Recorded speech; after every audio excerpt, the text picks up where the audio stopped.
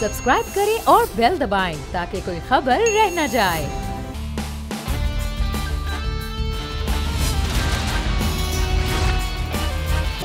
अस्सलामुअलैकुम। The special report with Mudassar Iqbal के साथ हाजिर खिदमत हैं। नाज़रीन, पाकिस्तानी सियासत का मरकज़ कभी लंदन तो कभी दुबई रहा है और इस आजकल दुबई मरकज़ की वजह से ये कहा गया कि पाकिस्तान पीपल्स पार्टी और पाकिस्तान मुस्लिम नून की कुछ मुलाकातें होंगी, जिसको बाकायदा तौर पर यह नहीं कहा गया कि मुलाकातें हुई हैं या नहीं हुई, लेकिन बेकायदा मुलाकातों या बाकायदा मुलाकातों के बावजूद PDM के सरबराह मौलाना फजलुर रहमान ने ख़ास एतराज़ात भी उठाए और कुछ देर पहले हमने आपको खबर दी कि उन तहफ़्फ़ुज़ात को, एतराज़ात को दूर करने के लिए मियां नवाज शरीफ की जानिब से भी कहा गया। मौलाना फजलुर रहमान ने कहा कि PDM की अब ज़रूरत बाकी नहीं रही है। दुबई में होने वाले मुज़ाकरात अचानक नहीं बल्कि मनसूबा बंदी के ज़रिए थे। उन्होंने कहा, मौलाना फजलुर रहमान ने कि दुबई मुलाकात से मुतालिक अब तक PDM को एतमाद में नहीं लिया गया। हुकूमत क्या सिर्फ तनकीद के लिए है, एतमाद में लेना चाहिए था। हम अपोजिशन को तोड़ने से बचाने के लिए असम्बली में गए। मौलाना फजलुर रहमान की जानिब से जिन एतराज़ात का हवाला दिया गया है वो मुलाकातें कहा गया कि आसिफ अली जरदारी और मियां नवाज शरीफ साहब के दरमियान हुई हैं और अब कुछ देर पहले हम ज़राए से खबर दे रहे थे कि उनको मनाने का भी टास्क दे दिया गया वज़ीर आज़म शहबाज शरीफ को और उनके तहफ़्फ़ुज़ात दूर करने की भी बात की गई। साथ ही साथ मुलाकात के लिए भी मियां नवाज शरीफ साहब की जानिब से कहा गया है। हम इस पर बात करेंगे कि ये एक तो मरकज़ बना हुआ है, उसके असरात अब कहाँ होंगे, किन मामलात की जानिब आगे बढ़ रहे हैं। हमारे साथ इस वक्त मौजूद हैं पाकिस्तान मुस्लिम नून के रहनुमा सेनेटर गौस मोहम्मद न्याजी साहब। ऐसा बहुत शुक्रिया आपके वक्त का। और हमें ज्वाइन किया है सीनियर सहाफ़ी और तजज़ियाकार मुजाहिद बरेलवी साहब ने। मुजाहिद बरेलवी साहब, सर आपका भी बहुत शुक्रिया। गौस मोहम्मद न्याजी साहब, सर मौलाना फजलुर रहमान साहब को कटा दिया आपने, वो मुलाकातें हो रही हैं, ना उनको कह रहे हैं कि एतमाद में हैं, ना मुलाकातों में शामिल हैं। क्या वजह हुई सर कि मौलाना फजलुर रहमान साहब गैर अहम हो गए हैं आपके लिए?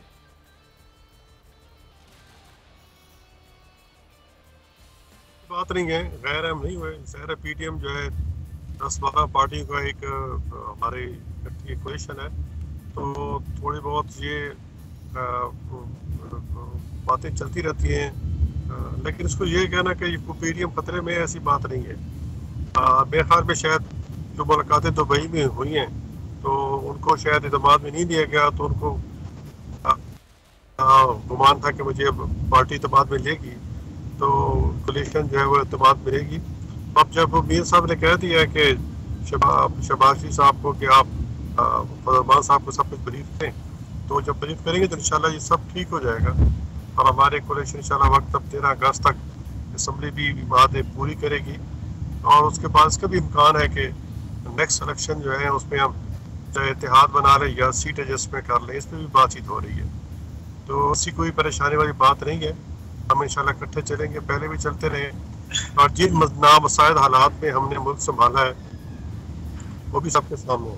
तकरीबन 1.25 साल हो गया फिर अपनी हुकूमत चलाई है, मुल्क को क्राइसिस से निकाला है। IMF से एग्रीमेंट भी हमारा जो है वो तकरीबन कंप्लीट है। 12-14 जुलाई को मीटिंग्स हो जाएगी, एग्जीक्यूटिव की मीटिंग, और फिर सारा प्रोसेस, सारे इलेक्शन की तैयारी हम शुरू करेंगे। तो ऐसी कोई बात नहीं है। फजलमान साहब हमारे इत्तेहादी हैं और इत्तेहादी रहेंगे इंशाल्लाह। सही, ठीक है। नया साहब साथ रहिएगा। मुजाहिद बरेलवी साहब, सर एक जानिब तो मुलाकातों के हवाले से कमर ज़मान कायरा साहब कह रहे थे कि मुलाकात का तो कोई ऐसा चीज़ ही नहीं है, ना ही इस मुलाकात के हवाले से कोई बातचीत मीडिया को शेयर की गई, लेकिन मुलाकातों का जो डिनाई एक जानिब किया कि दूसरा PDM के सरबराह मौलाना फजलुर रहमान ने मुलाकात के हवाले से कहा कि मनसूबा बंदी से की गई हैं, अचानक ये नहीं है। तो इसका मतलब है कि मुलाकातें तो हुई हैं। मौलाना आपसे और मुझसे शायद ज़्यादा ही अवेयर होंगे इन मुलाकातों से मुताल्लिक। तो सर ये PDM जो है वो मौलाना फजलुर रहमान साहब अब साइड पे हो रहे हैं, कुछ और तय हो रहा है आपको लगता है, या फिर वाकई इलेक्शन के लिए कुछ और प्लानिंग की जा रही? मुझे ये है कि बहरहाल फैमिली की वजह से मैं तवाक से लंदन होते हुए उस दिन दुबई था, उन दिनों में जब मुय्यना तौर पर एक से ज्यादा जरदारी साहब की नवाज शरीफ से मुलाकातें हुई और उनकी क़यादत के करीब कुछ लोगों से बात भी हुई। और एक बात तो ये तय है कि बहरहाल इन मुलाकातों में कोई बहुत जिसे कहते हैं ऐसी हिकमत अमली जिसे कोई कामयाबी का लफ्ज़ दिया जाए तय नहीं हो सकी और नशिस्तन गुफ्तन ही तक महदूद रही और मेखाने पीपल्स पार्टी के जराए वाज़ेह तौर पर कह चुके हैं कि उनके दरमियान कोई ऐसा मायदा मीसाक निगरान केयरटेकर सिलसिले में मसला नहीं हुआ है। तो ये कि मैं ये तो नहीं कहूंगा कि मुलाकातों में जब होती है तो बहुत सारी बातें, लेकिन नतीजा खेज गुफ्तगू उसमें नहीं हुई। दूसरी ये बड़ी हैरत की बात है कि मियां मौलाना साहब को जो बहुत जादीदा सियासतदान हैं, 14 दिन बाद क्यों ख्याल आया कि दुबई में जो मुलाकात नवाज शरीफ की साहब की और जरदारी साहब को हुई वो उसमें उन्हें एतमाद में नहीं लिया गया। ये उस वक्त भी कह सकते थे। और उसका सबब यह है कि असल में मौलाना को ये इल्म है कि माशाल्लाह बड़े, मैंने कहा ना, बड़े सीरियस सियासतदान हैं।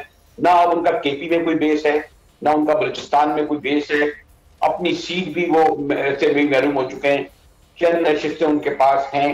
और वो जो इन पार्टियों को साथ रखने का दावा करते हैं, तो दोनों पार्टियां वक्तन वक्तन जरदारी साहब और नवाज शरीफ साहब इन्हें अपने मकासद के लिए, मतलब इस्तेमाल करने का तो नहीं कहूंगा, ढाल जरूर बनाते रहे हैं। और जैसे मैंने कहा कि अभी तो सबसे बड़ा सवाल ये है कि खुद मियां नवाज शरीफ वापस आते हैं या नहीं। ये सब मामला इतने गंभीर हैं कि दुबई तक तो पहुंच गए, कराची आने में क्या कबात थी, जबकि उनके तमाम कानूनी वकील ये कहते हैं कि जनाब अब उन पर कोई एक ऐसा केस नहीं है कि जिसके सबब जो है वो उनकी पकड़ाई हो। क्योंकि हमारे जरा ये कहते हैं कि मियां साहब कम से कम 14 अगस्त को नहीं आएंगे। और आज तो उनके बहुत ही करीबी साथी और रफीक जर्नलिस्ट को मैं जानता हूं कि वो सबसे ज्यादा करीब हैं, वो तक उन्होंने दावा किया कि मियां साहब की वापसी सितंबर में नहीं होगी। और उसकी एक वजह भी है, मैं चलते ये भी बता दूं मुदस्सिर कि क्योंकि मिड सितंबर में चीफ जस्टिस रिटायर्ड हो जाएंगे और उसके बाद वही अक्टूबर तक मियां साहब का आने पर और भी कुछ तब्दीलियां आएंगी। तो मियां नवाज शरीफ अब कोई रिस्क लेना नहीं चाहते। मुस्तकबिल में आने वाले दिन जो बड़े 1.5-2 महीने हैं, बड़े दिलचस्प हैं, तब्दीलियों के दिन हैं। मियां साहब एक से कई बार एस्टेब्लिशमेंट के डसे हुए हैं, इसलिए उम्र के इस पहर में, सियासत के इस मरहले में वो तमाम नोक पलक जो कहते हैं उसको देख संवार के उसके बाद ही उनकी वापसी होगी। और वापसी उस वक्त होगी जब उन्हें यकीन हो जाएगा कि वाकई इलेक्शन हो रहे हैं। अब अगर इलेक्शन हो रहे हैं तो ये अपनी जगह खुद एक सवाल है कि इलेक्शन होने जा रहे हैं या नहीं।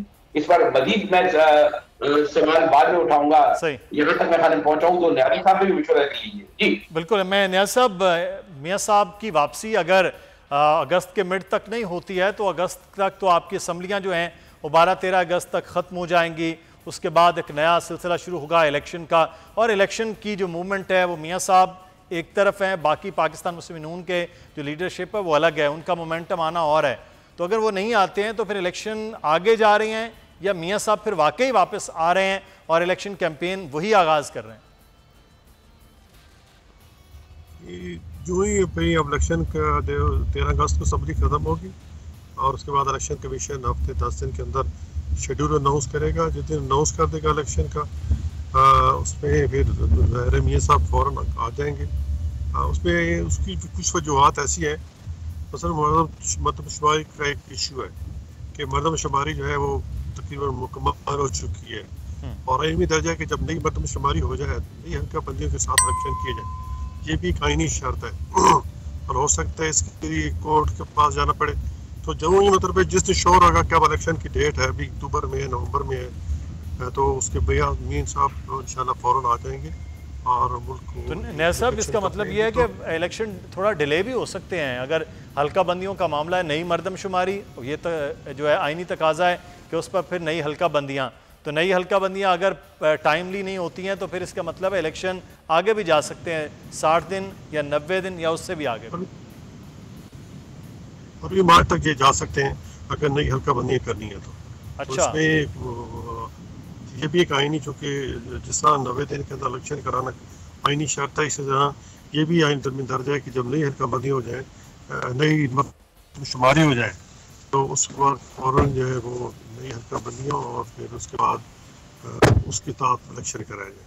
तो अगर देखो इलेक्शन कमीशन समझता है कि हमने पुरानी मरदमशुमारी इलेक्शन कराए हैं, फिर तो 90 दिन के अंदर हो जाएंगे, 60 दिन के अंदर हो जाएंगे।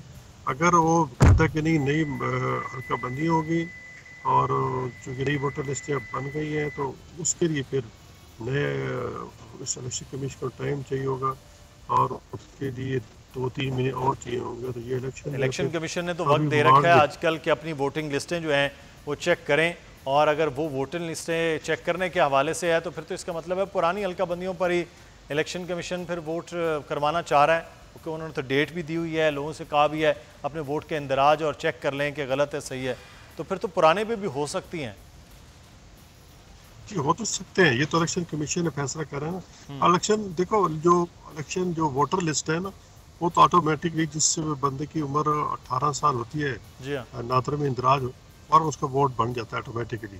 तो सिलसिला वोटर लिस्टों का मसला नहीं है, मसला है नई हल्का बनियों का आबादी के लिहाज से। बिल्कुल सही, वो का तो फिर ये मामला आगे जा सकता है ना। सब सही, मैं पॉइंट टेकन। बरेली साहब, मुझे अब तकरीबन मैं कैलकुलेशन कर रहा हूँ 10 या 12 दिन पहले आप कह रहे थे कि इस साल इलेक्शन नहीं है, तो देखिए टेक्निकल एक चीज़ नियाज साहब ने बता दी कि नई हल्का बंदियों का मामला है, तो बरेली साहब आपकी 10-12 दिन पहले वाली बात के इस साल इलेक्शन नज़र नहीं आ रहा, तो फिर ये फरवरी मार्च तक जा सकता है, आगे वैसे रमज़ान मुबारक शुरू हो जाएगा मार्च में, तो फिर ये ईद के बाद जा सकता है। देखिए और भी इजाफा इसमें कर दें कि अभी इलेक्शन कमीशन की आजादी का तो आप देख लें, मई में वो इलेक्शन करा रहे थे ना पंजाब में और केपी में, 14 मई जी, तो उन्होंने कहा जी हम कहां से कराएं, दिफा ने हमें सिक्योरिटी नहीं दी, खजाना ने हमें पैसे नहीं दिए, पार्लियामेंट ने हमें वजारत नहीं दी, इतना इलेक्शन कमीशन आजाद है आपका कि जो पंजाब की निगरान हुकूमत के बाद मई के बाद ये इलेक्शन नहीं कराया। और क्या वजह थी, 1 अरब रुपया चाहिए था, वो 1 अरब रुपये रिलीज नहीं हुआ, इसलिए नहीं। पुलिस ने कहा, हाँ एजुकेशन वालों ने कहा कि बाबा टीचर नहीं। इतना मजाक खेज कोई दुनिया में सुना होगा कि हुकूमत का ये इलेक्शन कमीशन इस तरह की तौजीह उसने बयान की, रिकॉर्ड पे है या नहीं है ये? आपने सुना ना मुदस्सिर, बिल्कुल, जो मई में निगरान हुकूमत के इलेक्शन होने थे आखिरी दिन तक उन्होंने हद तक ये कि नून लीग वालों ने भी कागजात दाखिल कर दिए थे, मरियम बीबी ने भी कागजात दाखिल कर दिए थे, तमाम कागजात का अमल हो गया था। सिंबल जिस दिन दिया जाना था इंतखाबी, उस दिन उन्होंने कहा कि जनाब हम क्या करें, ना हमें पैसे दिए हैं, ना हमें सिक्योरिटी दी है, ना। दूसरी बात, अभी आपके नजर से वो खबर गुजरी होगी कि ईयू ने यूरोपीय यूनियन से कुछ सहाफियों ने पिछले हफ्ते बेल्जियम में मिले, उन्होंने बरहमी का इजहार किया कि 2008, 2013, 2018 के इलेक्शन से 6 माह पहले इलेक्शन कमीशन हमारे मंदूबीन को बुलाता है, 50 मंदूबीन जाते हैं और हमें इंतजाम करना पड़ते हैं, और अब जबकि 1.5 माह रह गया है अभी तक उन्होंने कहा कि जी इलेक्शन कमीशन ने हमें नहीं बुलाया। इसका कोई जवाब है? ये चीज रिपोर्ट हुई। बरेलवी साहब साथ रहेगा, सेनेटर कामरान मुर्तजा साहब जमीयत उलमा इस्लाम फेक के रहनुमा हमारे साथ मौजूद हैं। सेनेटर साहब बहुत शुक्रिया आपके वक्त का। सेनेटर साहब, ये मौलाना फजलुर रहमान साहब का गिला हुआ कि मुलाकातें हुई और एतमाद में नहीं लिया गया, PDM की अब ज़रूरत नहीं है, तो मौलाना फजलुर रहमान को साइड पे कर दिया गया, वो तो PDM के सरबराह और हुकूमत बनाने में उनका बड़ा कलीदी किरदार रहा है। ये गिला भी हमारी तरफ से भी था, पार्टी के अंदर भी मौलाना साहब से, कि जब वर्कर चाहिए होते थे, जब कोई किसी के पास इफरादी कुव्वत नहीं होती थी, उस वक्त तो मौलाना साहब को जो ना वो सबको याद आ जाया करते थे, और जब फिर दुबई और दूसरे मामला शुरू हो गए तो फिर उसके बाद मौलाना साहब से भूल गए। तो ये हमारा गिला हमने मौलाना साहब से भी किया और बाकी लोगों से भी किया, तो जाहिर है वो फिर मौलाना अपनी पार्टी में जो लोगों की आवाज़ है वो सुनते भी हैं, वो आगे कन्वे भी करते हैं। तो बज़ाहिर ये लगता है कि PDM की जरूरत नहीं है, मौलाना साहब का बिल्कुल वो दुरुस्त गिला है। और पार्टी के अंदर बाकी वर्कर्स का भी गिला है कि जिस वक्त हमारी जरूरत थी और जिस वक्त ये गवर्नमेंट नहीं थी, उस वक्त तो बड़े जोश और खरोश के साथ जो है वो मौलाना साहब को बुलवाया भी जाता था और उनकी जो वाह भगत भी की जाती थी, और अब शायद वो बात नहीं रही, अब उनको जरूरत नहीं रही, तो फिर मौलाना साहब को एक तरफ परे कर दिया। तो ये बहरहाल मौलाना साहब को परे करने वाला मामला, अब उस पर मियां नवाज शरीफ साहब ने बहरहाल नोटिस दिया है। बहुत शुक्रिया। और मुदस्सिर इकबाल को इजाज़त दीजिए, अपना ख्याल रखिएगा, अल्लाह हाफिज़।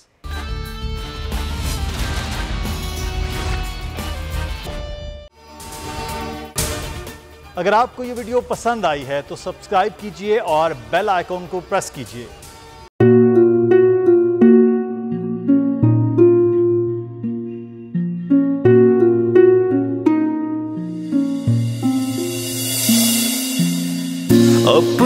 घर यूं छोड़ के आखिर बोल किधर जाएगा। ये जो पड़ा है वक्त कड़ा है, वक्त गुजर जाएगा। अब जिंदगी फैसले की घड़ी, सारी मईशत किधर है खड़ी। करने पड़ेंगे कठिन फैसले, तुझ पे ये कैसी आन पड़ी। देखना अब कुछ यूं बदलेगा हमारा पाकिस्तान, खुशियाँ वापस ला कर देगा हमारा पाकिस्तान। देखना अब कुछ यूं बदलेगा हमारा पाकिस्तान, खुशियाँ वापस ला कर देगा हमारा पाकिस्तान। देखना अपनी पहचान के लिए बोल, पाकिस्तान के लिए बोल, हमारा पाकिस्तान मिशन मईशत। देखना